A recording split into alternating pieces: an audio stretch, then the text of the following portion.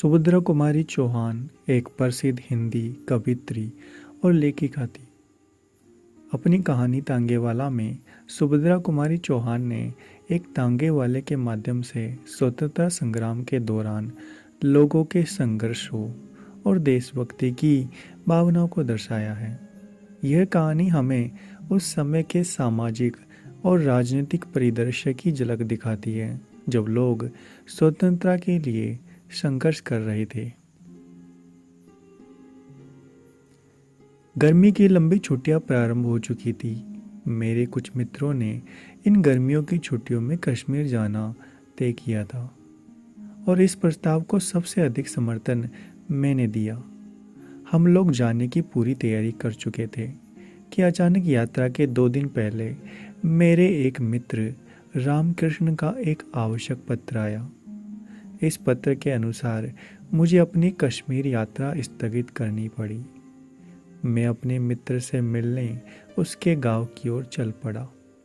जिस स्टेशन पर उतरना था, गाड़ी वहां दोपहर 1 बजे पहुंची। चिलचिलाती धूप, लू की लपट और कच्ची सड़क की धूल, मेरा गांव तक जाने का साहस न हुआ। मैंने सोचा शाम को जाना ही ठीक होगा। टांगे वाले कम थे और उतरने वाले और भी कम। टांगे वाले सवारी लेकर चल पड़े। खाली टांगे वाले भी चलने का उपक्रम कर रहे थे कि एक अच्छा सा तांगा घोड़ा देखकर उसे मैंने बुलाया। टांगे वाले ने आकर सलाम किया। मैंने कहा, देखो भाई, मुझे गांव जाना है, पर मैं अभी इस धूप में ना जाऊंगा। शाम को 5 बजे के करीब जाऊंगा। तुम ठहरोगे? हाँ हुजूर, ठहरूंगा। किराया क्या होगा? हुजूर, जो आप खुशी से दे दे। खुशी की बात नहीं, रेट क्या है वो बताओ। 23 मील है ना हुजूर, आप दूसरों से पूछ लीजिए। 5 रुपए पूरे तांगे के होते हैं, फिर चाहे एक सवारी हो या 3। पर मैं इतना ना दूंगा। इसलिए तो मैंने कहा कि आप खुशी से जो दे। मैं उसे कुछ पैसे देकर वेटिंग रूम में चला गया। शाम के 6 बजे हम लोग खा पीकर और खाने का कुछ सामान रखकर गांव की ओर रवाना हुए। वैसे तांगे वाला कहता था कि 23 मील 2 घंटे में खुशी से ले जा सकता है, पर स्टेशन से आगे 2 मील के बाद ही कच्ची सड़क प्रारंभ हो जाती है, इसलिए देर लगेगी। मोटे हिसाब से हम 4 घंटे बाद गांव पहुंचेंगे। स्टेशन की सीमा पार करते ही किसानों के साफ सुथरे लिपे पुते छोटे छोटे घर और हरे भरे खेत बड़े ही सुहावने जान पड़े। 7 भी ना बज पाए थे कि पूर्णचंद्र ने सहस्त्रों गड़े दूध पृथ्वी पर उंडेल दिया। दिन की लू अब ठंडी हवा में परिवर्तित हो चुकी थी। हम इस सुहावने दृश्य को देखकर मैदान में पहुंचे। अब रास्ते में दोनों ओर खाली मैदान था। दूर पर एक आध पेड़ निर्दर में नजर आता था, जैसे किसी की प्रतीक्षा कर रहा हो। मैंने सोचा, चांदनी रात की वह आवा एक साथी के अभाव में उतनी सुखदायी ना हो सकेगी जितनी होनी चाहिए। मैंने तांगे वाले से पूछा, जो धीरे धीरे कुछ गुनगुना रहा था, कितने मील आ चुके हैं हम लोग? अभी हुजूर कुल 7 मील ही तो आए हैं। और फिर वह जरा जोर से गा उठा, हम फिर से वतन अपना स्वाधीन बना लेंगे। मैंने जरा सतर्क होकर तांगे वाले की ओर देखा। खद्दर का कुर्ता और गांधी टोपी उसके सिर पर थी। मैंने सोचा, इसलिए तो वह स्वाधीनता के गीत गाता है। मैंने तांगे वाले से पूछा, कितने दिनों से तांगा हाँकते हो तांगे वाले? हुजूर, कोई 5 साल हुए हैं। किसी की नौकरी करने से यह अच्छा है, तबीयत हुई जोता, ना तबीयत हुई बैठे रहें। किसी की ताबेदारी नहीं, अपने मन का राज है। सामने चलकर नदी थी। नदी का पुल पार करते ही तांगे वाले ने तांगा रोक दिया। बोला, हुजूर, यहाँ जरा आराम कर लीजिए। नदी का पानी बहुत साफ और मीठा है। कहते हैं कि सन 57 के गद्दर में तात्या टोपे दुश्मनों की सेना को चीरते हुए यहीं से नदी के पार चला गया था। तात्या टोपे, मैंने मन में सोचा, इसे इतिहास का भी कुछ ज्ञान है। तांगे वाला फिर बोला, हाँ हुजूर, तात्या टोपे नदी के पार जाना चाहता था।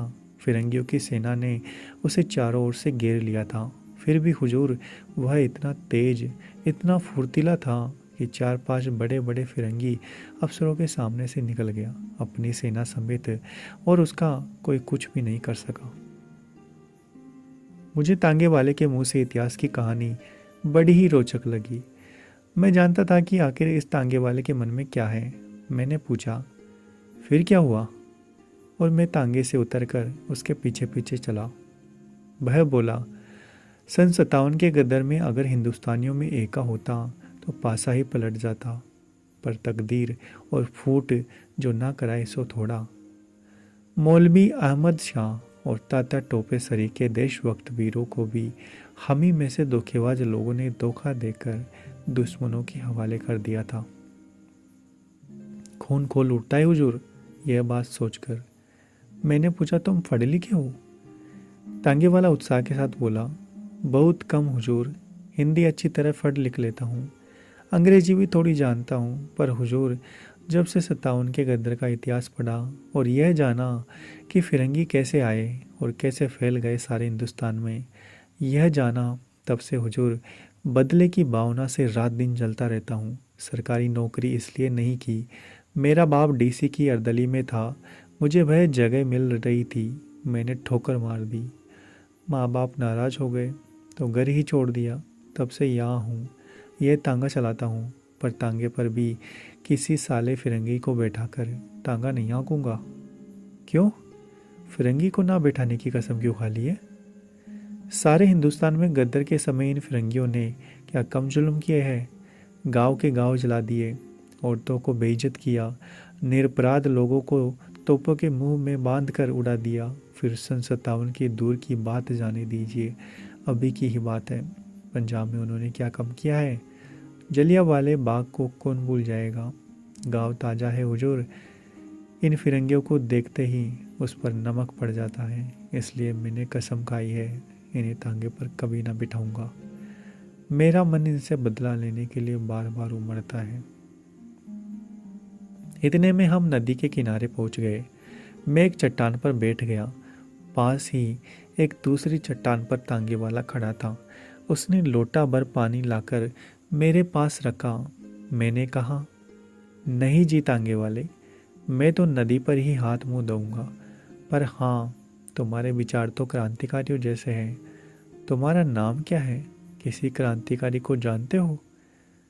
मेरा नाम हुजूर रामदास है। किसी क्रांतिकारी को जानता नहीं, नाम सुने हैं, उन लोगों के जीवन चरित्र पढ़े हैं, पर उन लोगों में भी मुखबिर बनने वालों की कमी नहीं हुजूर, नहीं तो उन लोगों ने भी अब तक कुछ कर लिया होता।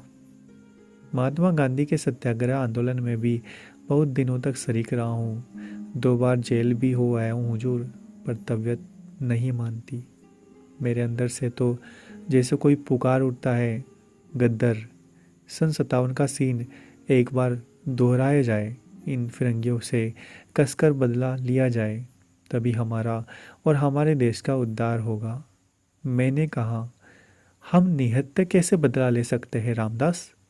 सन 57 की बात ही और थी, तब हमारे पास हथियार थे, अब तो हम लोग बिल्कुल पंगु कर दिए गए हैं। हुजूर यही तो बात है, तांगे वाला बोला। हमने जवान खोली और हमारे ही भाई बंधु हमें गिरफ्तार करने पहुँचे। हमारे ही में से हमें सज़ा सुनाने वाले आए, हम ही में से हम पर पहरा रखने लगे। अगर यही सब एक मत होकर एक साथ काम करे तो हुजूर हथियार उठाने का भी काम नहीं, हमारा स्वराज्य हमारी मुट्ठी में जानिए। लेकिन 10 अगर सच्चे से भी काम करने को तैयार रहे तो 20 धोखा देने को तैयार रहेंगे। अगर हिंदुस्तानियों में एका ही होता तो क्या मुट्ठी भर विदेशी हम पर शासन कर सकते? तांगे वाले ने एक दीर्घ सांस ली और हम दोनों उठकर नदी में हाथ मुंह धोने लगे। इसी समय बड़े ही करुण स्वर में किसी के गाने की आवाज आई, हम गरीबों का खुदा नींद में सोया होगा, हम गरीबों का। थोड़ी देर बाद जिधर से गाने की आवाज़ आई थी उधर से बिलक बिलक कर रोने की आवाज़ आने लगी। मैं चौंक कर देखने लगा। तांगे वाले ने बतलाया, हुजूर यह एक पगली है, कभी कभी इधर दिख जाती है और अक्सर रात के समय गाती है, कभी रोती है कभी हंसती है। कहते हैं सन 57 के गद्दर के समय सम्राट बहादुर शाह को जब कैद किया गया था और उनके शहजादों को मार डाला था, तब उनके महल में कुछ बेगमें कीमती जेवर इत्यादि छीन लेने के बाद दर दर फिरने के लिए छोड़ दी गई थी।